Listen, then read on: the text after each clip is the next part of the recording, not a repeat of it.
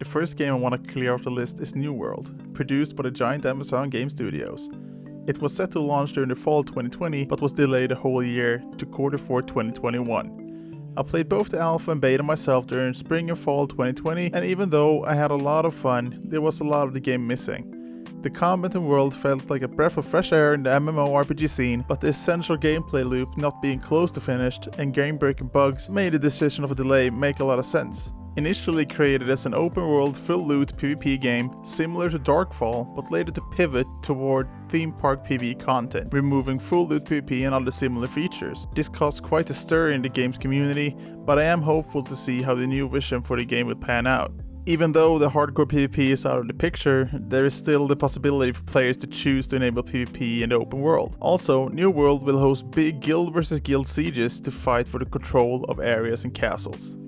The crafting system looked to be rather deep during the beta at first glance, but after spending some time with it, you quickly realized that there was a lot of work to be done to make the game an enjoyable experience.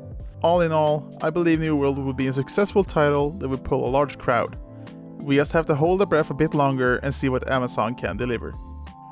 Fractured is a Kickstarter MMORPG. Yes, I know, stay away from Kickstarter projects, but this one looks really promising. It's an isometric action MMO promising a fully interactable environment.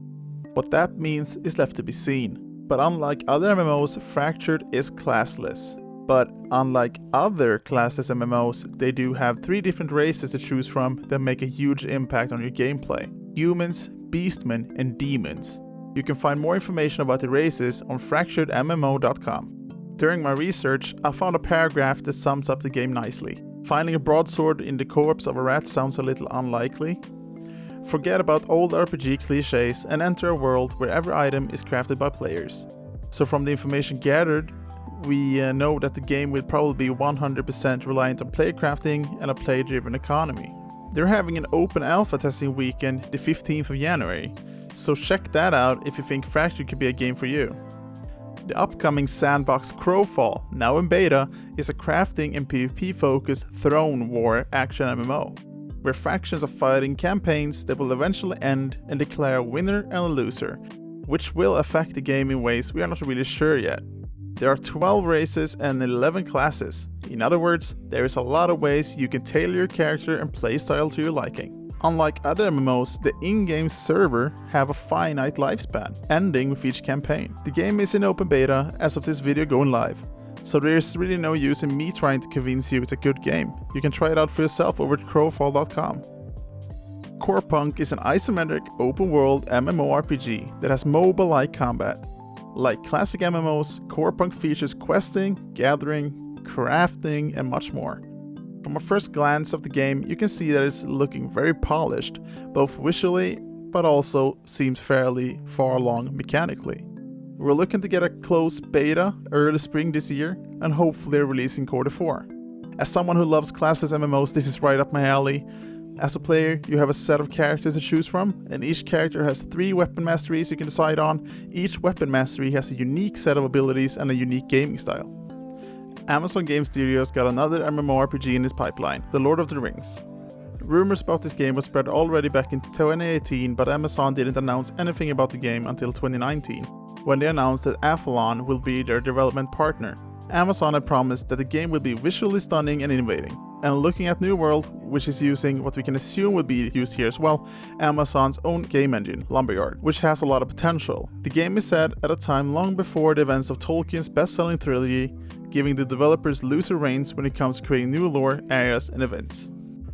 On second place we got Pantheon, Rise of the Fallen. If you like the old school kind of MMOs like EverQuest and Ultima Online, then this would probably be a game for you.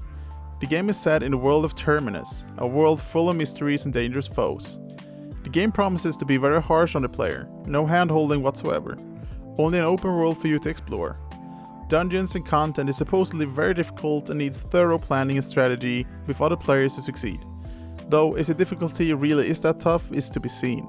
Between 9 races and 11 classes, the room to create unique characters is definitely there. Pantheon has been in development since 2014, but is still in an alpha state, so do not expect the game to be launching anytime soon. Alright guys, we made it to my number 1 most anticipated MMORPG of 2021. If you made it this far, please hit that subscribe button to stay tuned for more MMO content. So, my by far most anticipated MMORPG of the year is Ashes of Creation. I will go further in depth into Ashes of Creation in another video, so if what I'm about to tell you makes you interested, click on the link below or on the end screen. Set on a fallen world, untouched by civilizations for thousands of years, your goal is to rebuild, repopulate and rediscover the world of Vera.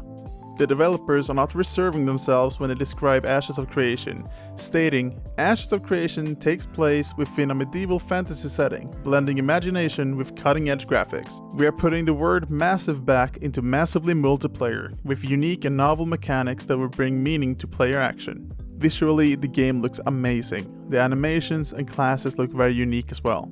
That's all I'm going to say about Ashes of Creation in this video. To learn more, check out the video on the screen right now to get a deep dive into the game. That's all for me guys, take care and I'll see you in the next one.